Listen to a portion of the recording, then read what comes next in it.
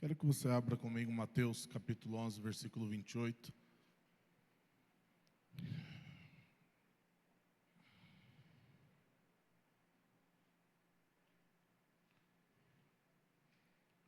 Nós estamos em uma mudança de estação, e tabernáculo é bem profético nesse sentido, dessa mudança de estação. E é muito importante que nós, os filhos de Deus, nós venhamos saber entender os tempos e as estações. Os cultos têm começado com um testemunho de pessoas que têm experimentado uma restituição da parte do Senhor no tempo de restituição. E tem sido poderoso porque essas pessoas, elas entenderam o tempo e a estação que elas estavam. Não quer dizer que você que não gravou o seu testemunho, você não entendeu. Não é isso que eu estou querendo dizer. Mas esses testemunhos, eles são para testificar isso, o que Deus fez na igreja. Mateus 11, 28 diz assim: venham a mim todos vocês que estão cansados e sobrecarregados, e eu os aliviarei. Tomem sobre vocês o meu jugo e aprendam de mim, porque sou manso e humilde de coração, e vocês acharão descanso para a sua alma. 30. Porque o meu jugo é suave e o meu fardo é leve. Nós precisamos entender uma coisa, irmãos. O tempo que nós estamos vivendo, muitos estão cansados, muitos estão sobrecarregados, porque vivem nos tempos e nas estações erradas. Então, existem coisas que nós fazemos que é por um tempo. Existem programações que nós fazemos que é por um tempo também. E quando nós ficamos vivendo uma estação passada, ou fazendo obras ou coisas de uma estação passada, a gente acaba ficando cansado e sobrecarregado. Então muitas pessoas, se eu pedir para levantar a mão aqui, quem está cansado, muita gente vai levantar a mão. Quem se sente sobrecarregado, muita gente vai levantar a mão. Mas a palavra diz, e o Senhor nos chama, todo que está cansado e sobrecarregado, para buscar a Ele. Então, muito do cansaço que nós estamos vivendo, muito da opressão que nós estamos vivendo, muitas das coisas daquilo que nós estamos vivendo, é porque nós não entendemos o tempo e a estação na qual nós estamos. E a chave para termos favor de Deus em nossas vidas é entender os tempos e as estações. Por que o favor de Deus? Para você entender o favor de Deus. Por que isso? Porque muitas vezes nós olhamos para os nossos irmãos e nós dizemos bem assim: eu não sei como que você aguenta fazer isso. Eu não sei como que você aguenta chegar mais cedo. Eu não sei como que você aguenta fazer isso, aquilo, outro. Eu não sei como você aguenta tantas programações. Eu não sei como. Mas você precisa entender que essa pessoa, ela tem o favor de Deus para tal função. E eu não sei você, mas quando a gente tem o favor de Deus para fazer algumas coisas, e nós recebemos do nosso coração a informação de que o nosso tempo acabou ali, se você tenta continuar fazendo, se torna um peso e uma sobrecarga. Mas não é assim também. Não, hoje eu estou aqui e amanhã eu não estou mais. João Batista não conta mais comigo no estacionamento. O tempo meu e minha estação aqui acabou. Eu já passei por várias mudanças, e eu te garanto, não é dessa forma que Deus faz. Não é dessa forma que Deus faz. João Batista não conta mais comigo no estacionamento, porque o tempo e a estação minha acabou para isso. Eu não estou mais. Aí você pergunta, irmão ou irmã, você vai para onde? Eu não sei, Deus falou para mim que Ele tem algo novo para mim. E por isso, aí agora eu vou fazer a tradução que eu vejo das coisas. E por isso eu estou fazendo com as minhas próprias forças, eu estou dando um jeito de ajudar o Senhor, e eu estou tentando resolver, por isso eu já estou saindo e já estou aqui disponível. Não é assim que Deus costuma fazer. Sempre quando Ele vai mudar você de uma estação ou de algo, você já começa a entrar naturalmente nessa nova estação. Então, quando eu senti que Deus estava me mudando de uma estação, quando eu pensei em questionar, Senhor, para onde eu vou? Eu já estava inserido, porque eu já estava fazendo. A única coisa que ia mudar, que o meu foco total seria aquele. Não tente ajudar ao Senhor. Ai, Deus falou que eu vou viver algo novo. E aí você sai chutando o pau da barraca em vários lugares, e você sai e fica sozinho, você vai, por que Deus falou que eu vou viver algo novo? Não, não é assim. Continue fazendo aquilo que o Senhor chamou você para fazer. Quero ler com você Salmo 90, 12. Ensina-nos a contar os nossos dias para que alcancemos coração sábio. Nós precisamos entender que os tempos e as estações têm validade, têm um início e tem um fim. Você entra quando começa e tem um fim. Para alguns serão rápido, para outros serão mais demorado, para outros o processo será mais longo, o processo de cura, o processo de restauração, o processo de mudança será mais longo, mas para outros vai ser mais rápido. Mas nós precisamos, como nós lemos, Senhor, ensina-nos a contar os nossos dias, para que alcancemos coração sábio. Senhor, nos ensina isso. Nos ensina isso.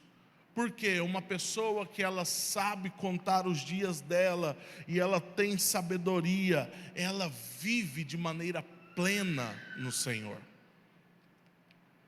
Eclesiastes 3:1 diz assim: tudo tem o seu tempo determinado e há tempo para todo propósito debaixo do céu.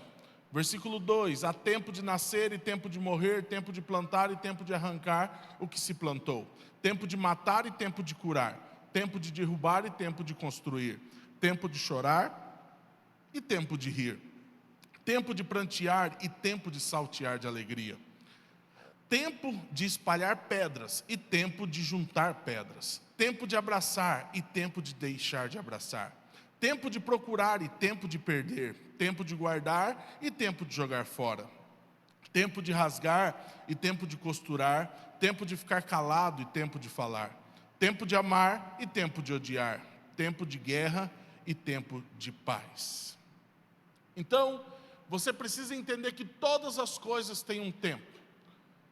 Nós temos pregado aqui nos domingos sobre você plantar e colher, e uma das pregações eu disse que a semente que você planta hoje determina o seu futuro. Não espere colher aquilo que você não está plantando. Ah, mas eu sou uma pessoa tão boa. Todo dia eu mando bom dia para todo mundo com um versículo. Todo dia. Eu mando imagem de pomba que voa, brilhante.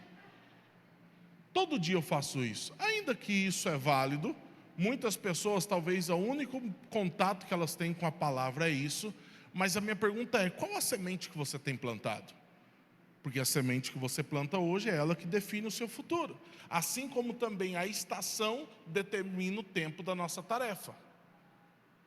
Então, a estação, ela determina o tempo que você vai se dedicar nisso. Então, nós sempre dizemos, o tempo de você fazer isso é agora. Você precisa fazer o tempo para isso.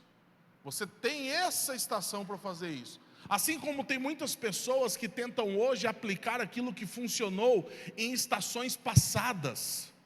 Nossa, naquele tempo que era bom, porque a gente fazia assim, assim, assim, assim, assim. Não. Funcionou naquele tempo não quer dizer que vai funcionar agora. Por que eu estou falando com você sobre estação, e parte disso aqui eu já preguei no culto de domingo? Porque nós estamos entrando na estação de frutificar, no tempo de frutificar, e se você não entender aquilo que Deus está direcionando, essa estação que nós estamos entrando, você vai entrar com a arma, com a roupa errada, com tudo errado para essa estação. Pensa como lá outono, inverno, primavera, não tem como você chegar com um casacão agora no final do ano, não vai dar certo.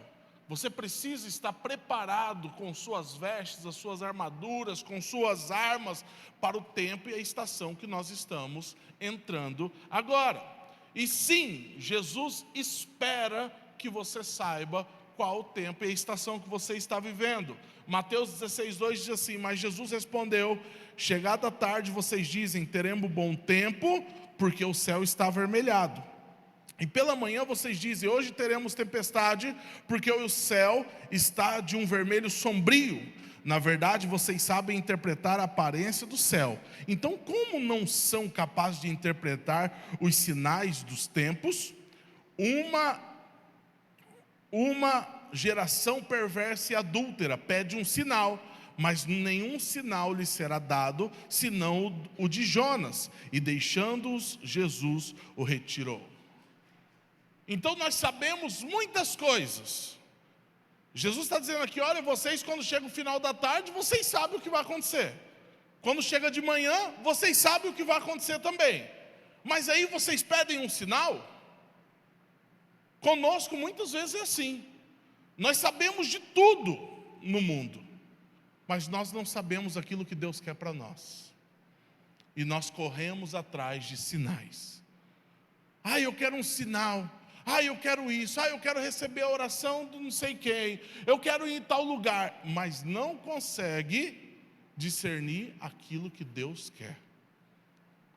Então Jesus espera sim que nós venhamos saber a discernir os tempos e as estações. Eu sempre falo para os irmãos da Casa de Misericórdia, aproveitem cada quinta-feira que nós estamos aqui, porque vai chegar um dia que não vai ser dessa forma. Ainda nós somos pequenos em número, ainda nós conseguimos aconchegar todo mundo, nos reunirmos ao final, mas vai chegar um dia que vai ser tanta gente, ou Deus vai mudar a gente de lugar, que não vai ser possível essas coisas. Então aproveitem que esse é o tempo de nós servirmos aqui e termos comunhão também. Então nós precisamos entender aquilo que Deus está fazendo em nossas vidas. Entender os tempos e as estações da nossa vida libera provisões da parte de Deus. Sempre a gente ora assim: Senhor, me dá tal coisa para mim fazer aquilo lá. Senhor, faz assim para mim fazer aquilo e outro. Você precisa entender que quando você entende o tempo e a estação e você começa a se mover, a provisão ela é acrescentada. Por que muita gente não está fluindo da maneira que deveria fluir? Porque está esperando a provisão primeiro. Não, por fé, comece. E depois o Senhor vai mandar a provisão. Pastor Bruno sempre queria ter um carro de 7 lugares. Ele fez 2 filhos de uma vez. O carro veio depois. Vocês acham que eu estou brincando, mas eu estou falando sério.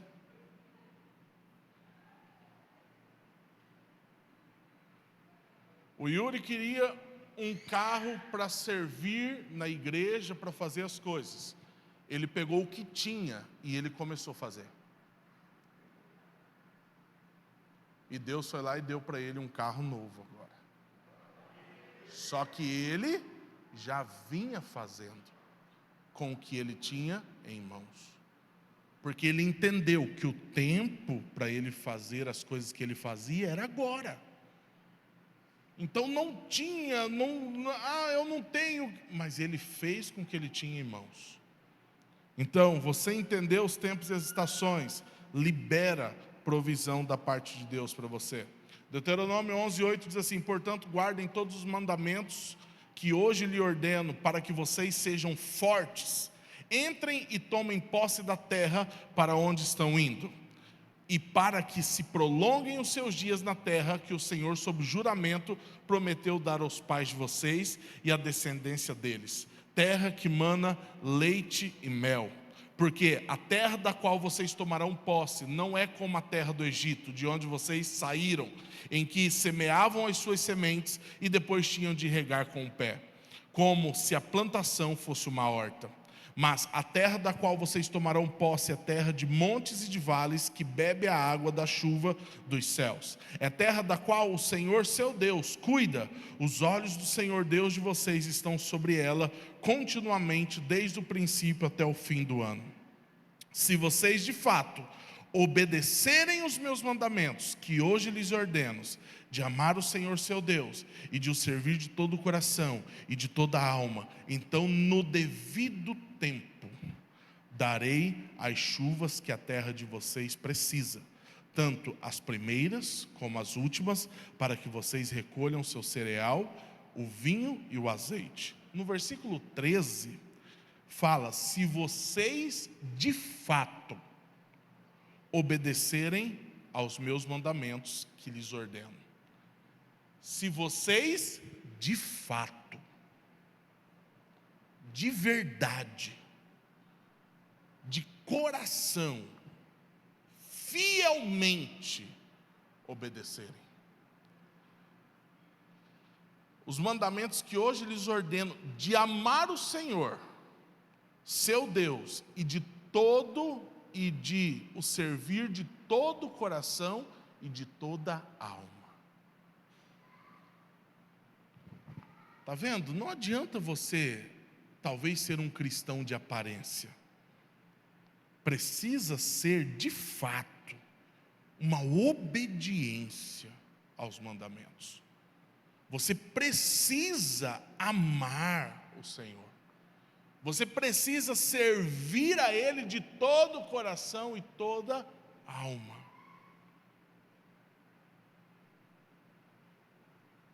Aí eu não entendo muitas pessoas que elas entram em crise. Elas servem ao Senhor de maneira meia boca. Elas servem ao Senhor da maneira que elas querem. Elas se submetem ao Senhor somente naquilo que elas querem. Elas não são fiéis ao Senhor nos dízimos, nas ofertas. E no final do dia, elas querem pedir bênção, bênção, bênção, bênção, bênção, bênção e bênção. E depois, quando algo dá muito ruim, joga a culpa no Senhor ainda. E Deus está falando: eu não tenho nada a ver com isso. A sua vida, você vive ela da maneira como você quer. Você não chama o Senhor para participar do plantio da sua semente. E aí quando você começa a colher as caçançã, as ervas amargas, começa a colher o joio, Senhor, vem, toca na minha colheita, por favor, Senhor, faça isso. Não, não é assim.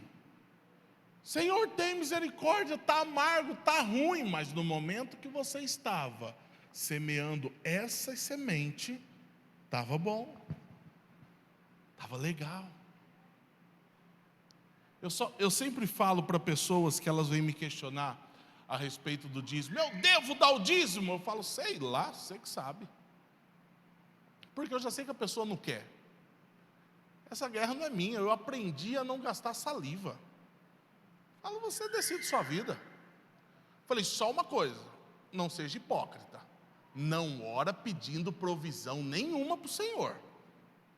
Você não quer ser fiel com Ele, não, na vida financeira não. O Senhor pode vir até aqui, mas na vida financeira não.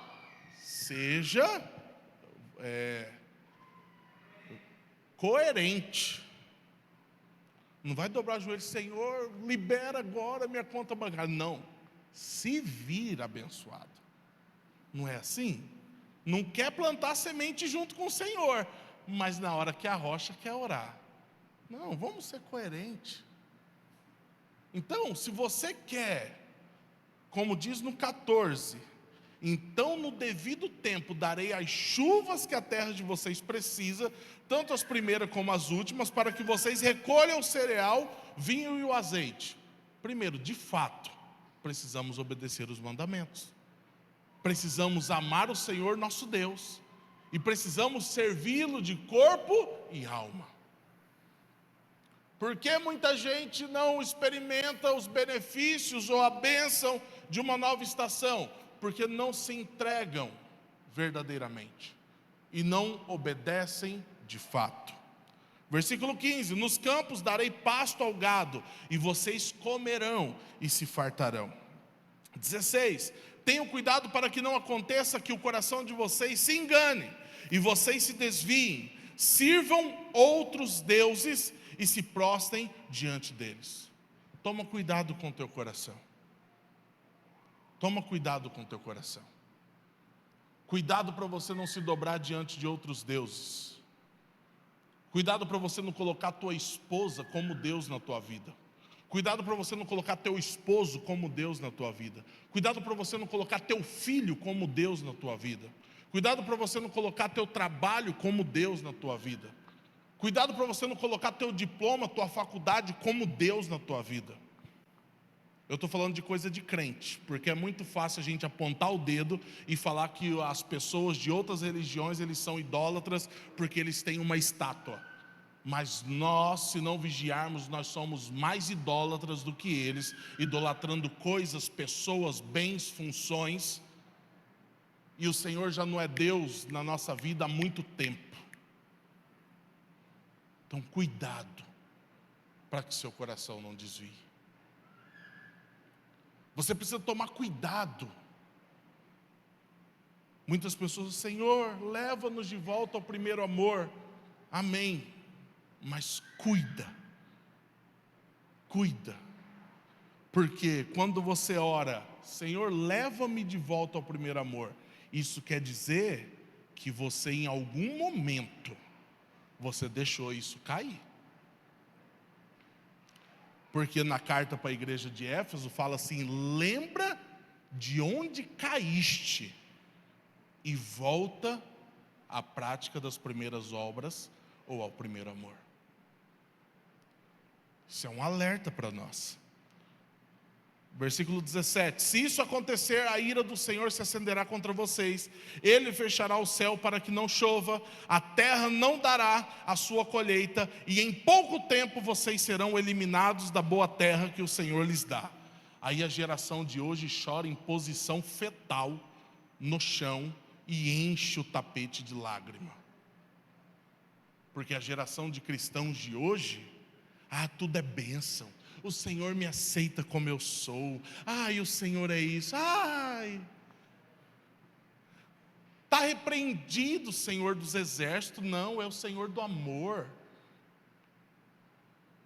Aí eu não sei da onde que passou na nossa cabeça que ao longo de 2000 anos, irmãos em Cristo foram perseguidos, partidos ao meio, apedrejado, fuzilado, enforcado, queimado vivo, enterrado vivo. Eu não sei da onde que tiramos da nossa cabeça que a nossa geração não vai passar por tipo de perseguição ou sofrimento nenhum. Vocês já repararam que a nossa geração, ela não aceita sofrimento? E tem mais: não aceitam justiça da parte de Deus. Não, Deus é amor, mas o amor não é Deus. Não confunda o nosso amor humano com o amor de Deus. Não confunda. E o texto é bem claro: se isso acontecer, a ira do Senhor se acenderá contra vocês.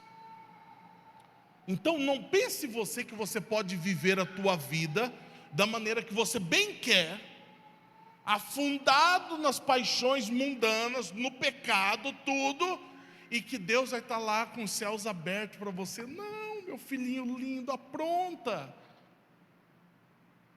Não. Muita gente não experimenta as bênçãos de uma nova estação Porque o coração está longe.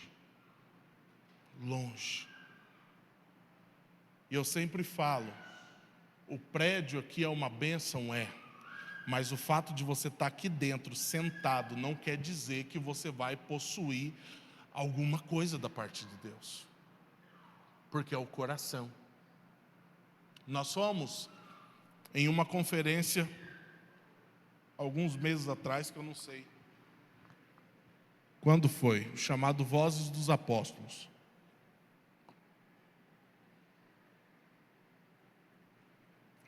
E todas as vezes que ia chamar para oração, a galera corria lá para frente, na verdade nem chamava. Quando as pessoas sabiam mais ou menos que ia ter a oração final, elas corriam lá para frente e entupia lá na frente, sem ninguém chamar. As pessoas iam correndo e elas iam lá para frente. E a gente olhava aquilo, eu olhava aquilo, vou falar por mim, eu olhava aquilo, eu falava, para quê?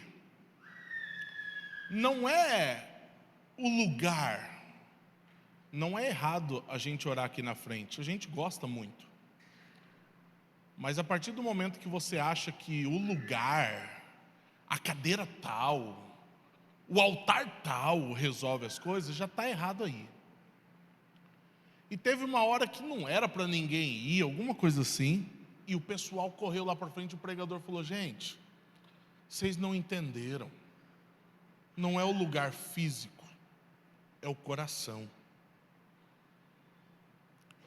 Aquilo ali foi uma correção mais sutil e violenta e cortante possível que eu já vi.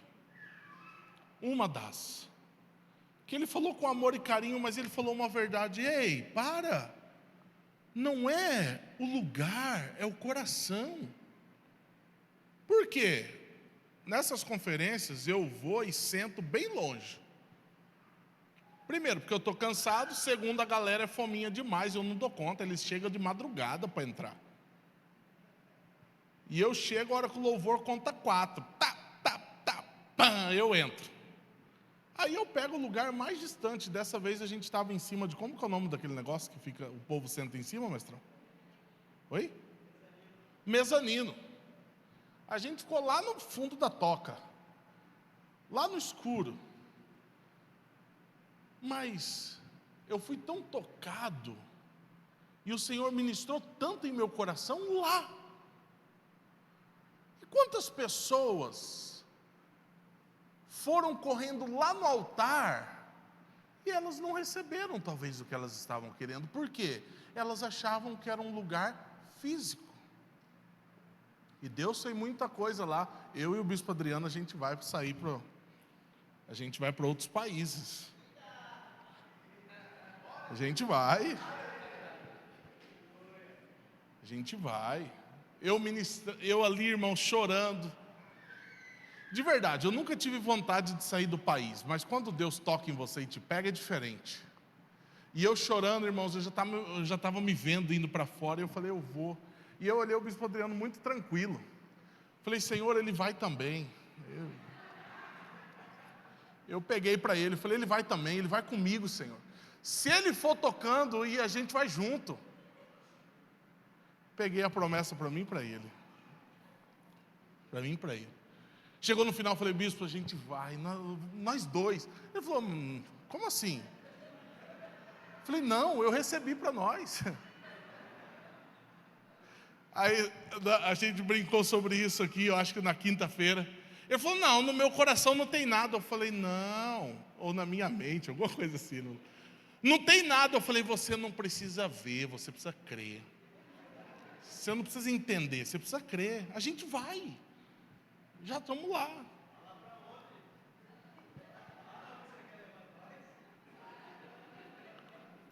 É bem legal.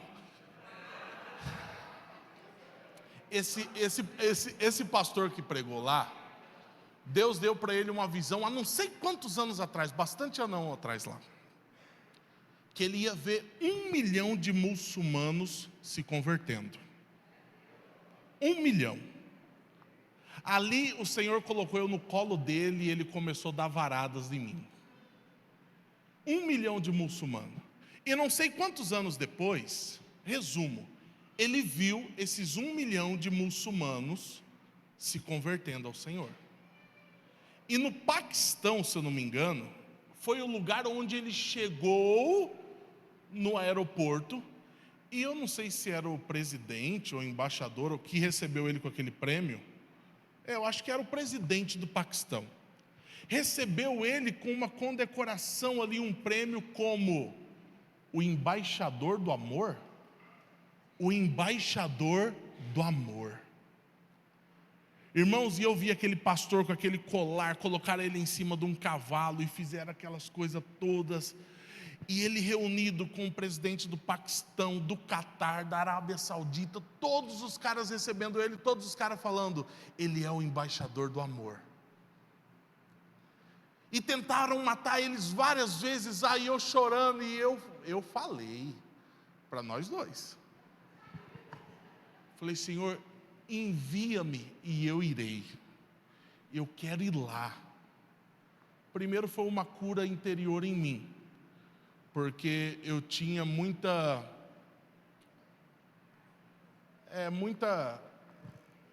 fortaleza, vocês entendem. E eu comecei a amar aquele povo. Eu falei, Senhor, eu vou, e o bispo também vai comigo. A gente vai. Eu fui impactado, irmãos, por aquilo. Eu fui impactado por aquilo. E eu e o bispo nós vamos. Em breve vocês saberão, a gente vai ver um vestido bem bacana para nós. Um tubante. Eu já vi o Senhor com flor em cima de um cavalo. Nossa, ia ser massa demais. E nós vamos. Mas isso lá no fundo. Por que eu estou falando isso? Não pense que o fato de você estar aqui vai fazer você tomar posse. Não. Não pense que o fato de você vestir a camiseta domingo, oh, aleluia, eu estou com a camiseta. Não, é o coração. Cuida o teu coração. E eu quero encerrar lendo o texto.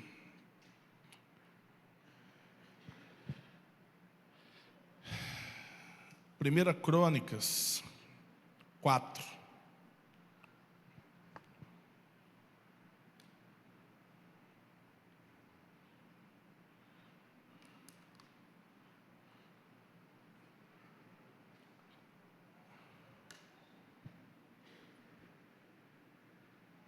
Primeira Crônicas 4, versículo 1 em diante.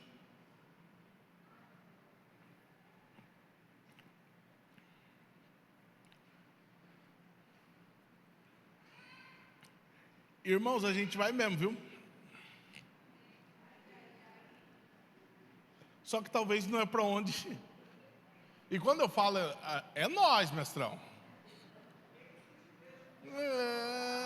Dourado, um cavalo branco. Quando tocar o violão, nossa. E eu estou fazendo algumas coisas, estou me relacionando com algumas pessoas de fora. E aí eu estou fazendo alguns amigos no Paraguai. E eu comecei a gostar daquele povo. Eu falei, vida, eu vou evangelizar esses caras. E eu até fiquei lá, eu falei, não, eu quero ir num culto deles aqui dentro. Eu só não tive tanta coragem. A hora que eu fui, né, mestrão? É o início, adaptação, tal, outro país. Fui pedir uma dipirona na farmácia, irmão, não entendi nada. Uma dipirona, eu travei porque eu esqueci que eu estava em outro país. A minha esposa entrou lá, ela entendeu tudo, falou com a mulher, pegou o remédio para mim e pronto, resolveu.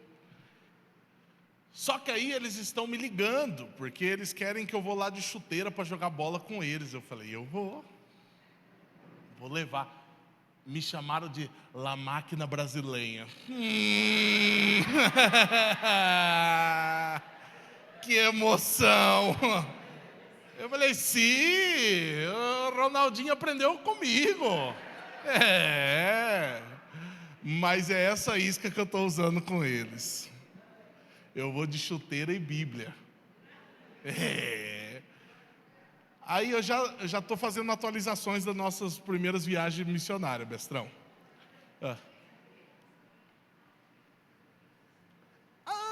mesmo, não contei para o senhor essa novidade.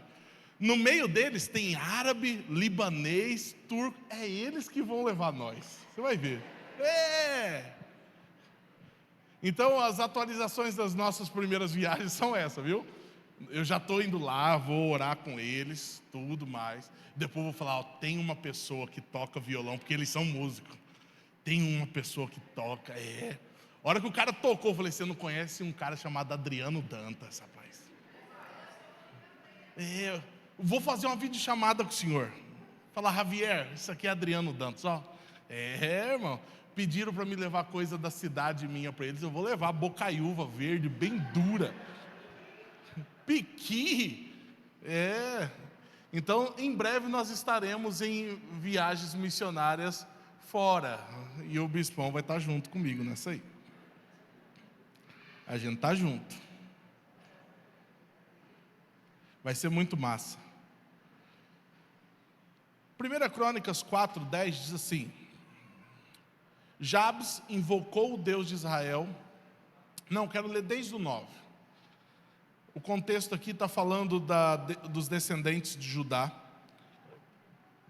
E o 9 diz assim: Jabes foi mais ilustre do que seus irmãos. Em outras versões fala que ele foi o mais respeitado da sua família ou dos seus irmãos. A sua mãe deu-lhe o nome de Jabes, dizendo: porque com dores o dei à luz. O nome lá para os judeus, eles não são somente o som ou a gente achar bonito, como é aqui no Brasil, mas carrega um significado e carrega uma mensagem. Então o nome carrega uma mensagem. Esses dias eu mandei mensagem para uma loja, e aí tinha uma inteligência artificial na loja. Qual é o seu nome? Eu falei, meu nome, Everton. Aí ela respondeu de lá, que maravilha, Everton significa cidade dos porcos. Eu falei, seu nariz.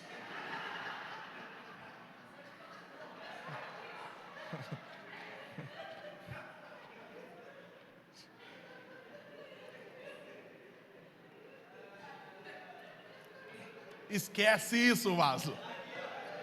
Você também. Esquece isso. Everton, que legal. Significa cidade dos porcos. Eu respondi, porque eu já não queria mais fazer negócio. Falei, seu nariz. Ela respondeu, entendo a sua frustração, mas esse significado quer dizer forte, resiliência, não sei o quê, não sei o quê, não sei o quê, não sei o quê. Mandei de novo, seu nariz, e saí fora. Que é o que eu poderia xingar como crente, era isso aí. Então eu falei do nariz dela e saí fora.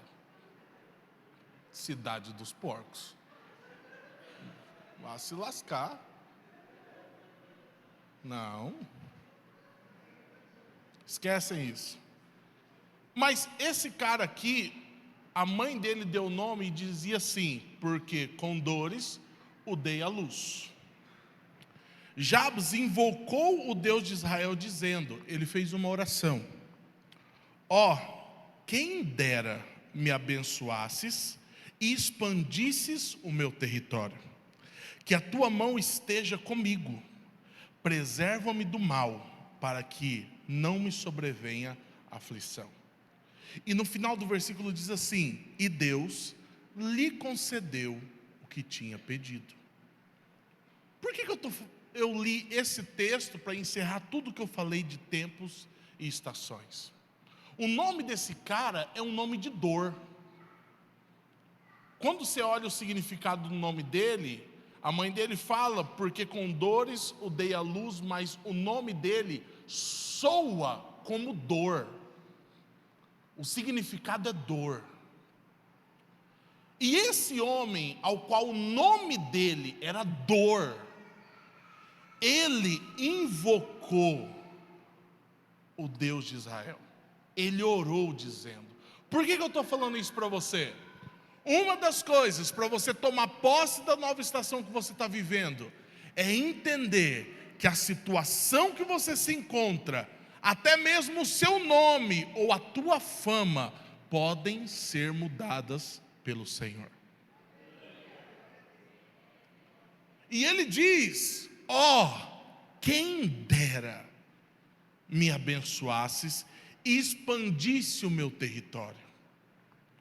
Por que eu estou falando isso com você? Talvez você chegou aqui hoje, talvez você está aqui desde ontem, e você está carregando um peso, você está carregando um fardo, que você pode lançar aos pés da cruz e falar: Senhor, muda o meu estado.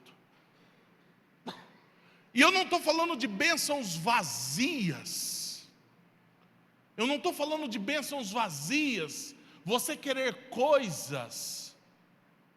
Irmãos, uma das coisas que nós podemos pedir: Senhor, não afaste de nós a tua presença. Senhor, eu quero ter o Senhor nessa estação de frutificar todos os dias da minha vida. Senhor, o meu nome é dor, o meu nome é sofrimento, o meu nome é depressão, mas muda a minha história. Muda a minha história. O que esse cara aqui diz: quem dera se o Senhor me abençoasse e expandisse o meu território. Quem dera o Senhor mudar o seu estado hoje. Quem dera o Senhor fazer isso. E ele continua dizendo: que a tua mão esteja comigo, preserva-me do mal, para que não me sobrevenha aflição. Não é errado você pedir para que o Senhor te abençoe, mas que seja com um propósito. Que seja com um propósito. Então, Senhor, o meu nome é dor, meu nome é sofrimento, e você está achando que a sua vida se resume a isso. Não, o Senhor pode mudar o estado da sua vida. Então, muitas pessoas estão querendo entrar na estação, no tempo de frutificar, mas precisam ser saradas de coisas de estações anteriores. Amanhã é um novo tempo e uma nova estação. Hoje você tem tempo de pedir para o Senhor mudar o seu estado. Muitos de vocês podem estar desanimados. Não, um monte de gente testemunhou, e eu estou chegando hoje, o último dia, eu estou do mesmo jeito, eu estou sofrendo, eu estou assim, eu estou daquele jeito. E quem disse que o Senhor precisa de uma estação inteira para fazer? E quem disse que o Senhor não pode fazer agora? E quem disse que o Senhor não pode mudar a sua situação agora? Basta você pedir e você buscar. E no final do versículo diz: e Deus lhe concedeu o que tinha pedido. Você acha mesmo que Deus não vai fazer? Quantos versículos nós temos que ele fala que ele é o bom pai? E mesmo nós, sendo mal, nós sabemos presentear os nossos filhos. Imagina ele. Por que eu estou falando isso? Eu comecei falando a importância de você entender os tempos e as estações. E esse tempo é um tempo de você também alinhar a tua vida, arrancar todos os ídolos que você colocou. Só que existem coisas também que nós carregamos que a gente não tem tanta culpa. Existem pessoas que elas nasceram, elas foram criadas, elas cresceram, elas se casaram debaixo de um jugo, debaixo de uma maldição, ou debaixo de um peso que elas não precisavam carregar. Só que o que eu estou dizendo para você é que se você abrir o teu coração para Ele, hoje, Ele pode mudar você. O seu posicionamento atual é um bom sinal sobre o seu futuro. Assim como a semente que você planta hoje define o seu futuro, o seu posicionamento hoje, não amanhã, não daqui a pouco, mas o seu posicionamento hoje, ele é um sinal fortíssimo sobre o seu futuro. E eu creio que quando nós estivermos encerrando a próxima estação, o nosso vídeo de testemunhos vai ter muitas pessoas mais. Muitas pessoas mais. Talvez vocês vão testemunhar igual o Dinei testemunhou com a Maria no vídeo aqui. Vocês viram, ele ficou do lado só. A hora que ele foi falar, cortou o vídeo. Então, vai ser tanta gente que você vai testemunhar só igual o Dinei. Você vai só aparecer e falar: oi, meu nome é João Batista. Puf, igual um antigo aí. A banda pode subir aqui, os ministros, nós vamos encerrar.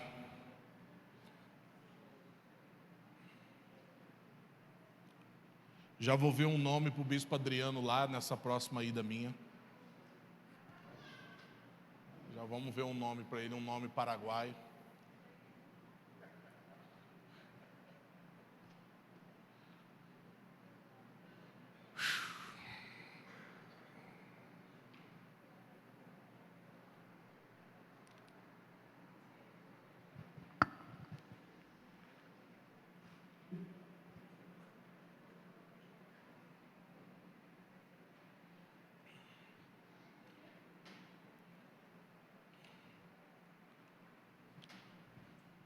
Lembra que eu falei para você que não é o lugar, é o coração?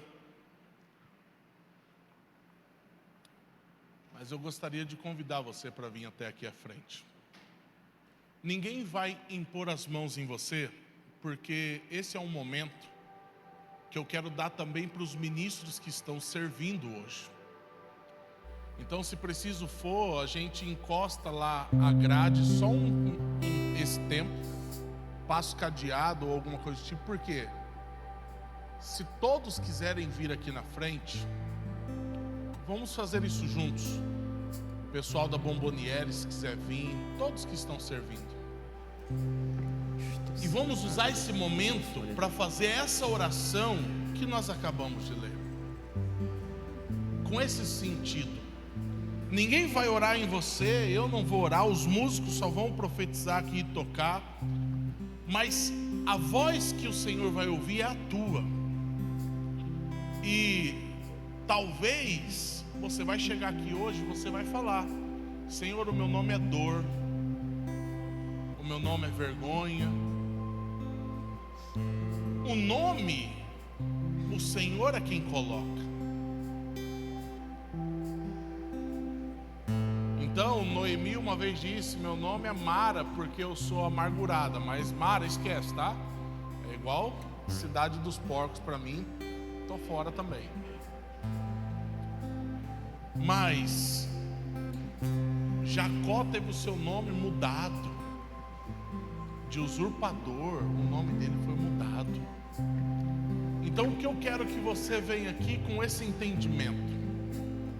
Talvez a amargura te cerca. E deixa eu dizer para você, a amargura, ela te mata, tá bom? Muitas pessoas, elas são amarguradas. E a amargura, ela te mata. Ah, mas o Senhor não sabe o que eu já passei na minha vida. Querido, eu sei que de uma coisa: tudo que você já passou na sua vida não tem o direito de judiar de você o resto da vida e te ceifar a sua vida.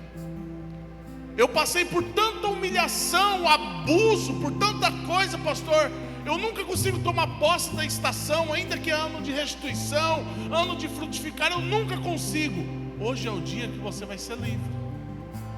Ah, mas eu já sofri 35 anos. Eu conheço um Deus que pode fazer você viver mais 100 anos para viver aquilo que Ele tem para você. Lembra de Josué e Caleb, quando todo mundo se levantou com eles, eles se posicionaram. 45 anos depois, eles diziam que eles estavam tão fortes como no dia em que o Senhor liberou a palavra para eles. Então, aqueles que quiserem, porque não é o lugar, é o coração, mas aqueles que quiserem vir até aqui ao altar, e se você quiser se ajoelhar, quiser ficar de pé aqui e fazer a sua oração, eu convido você. Você pode vir, os músicos vão ministrar nesse tempo e nós faremos essa oração juntos. Se você quiser ajoelhar no seu lugar, fique livre, mas se você quiser vir aqui, vem me visitar hoje aqui. Quero conhecer mais de ti. Espírito vem, Espírito vem, Espírito Santo. Espírito vem, Espírito vem, Espírito Santo. Eu quero viver algo novo.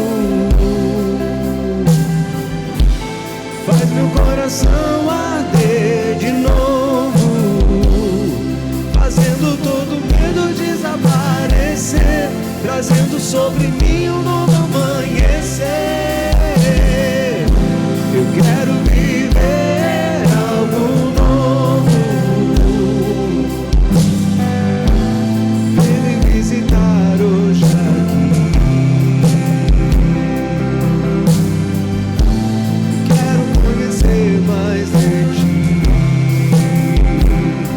Espírito vem, Espírito vem, Espírito Santo.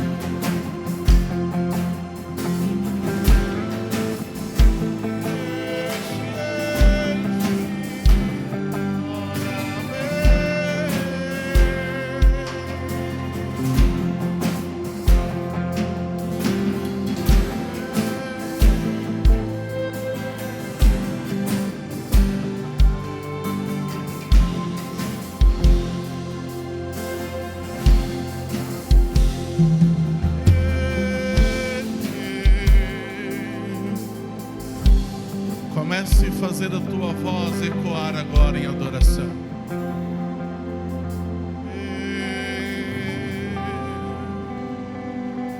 Nós te amamos, Jesus. Receba, Senhor, a nossa adoração.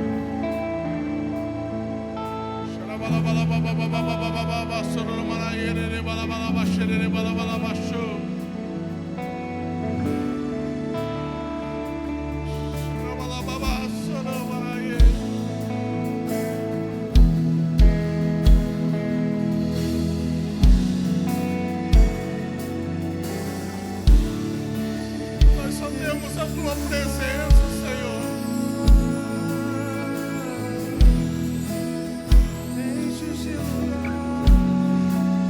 Nós não temos nada.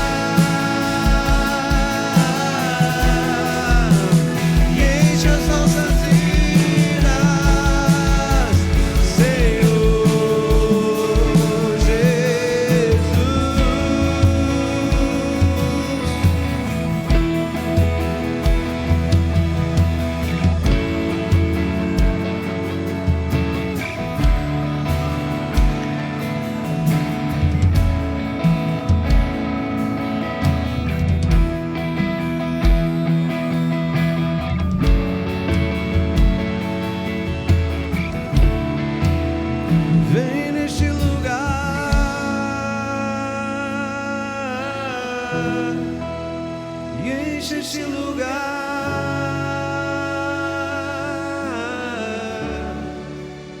enche este lugar, Senhor, e enche as nossas vidas.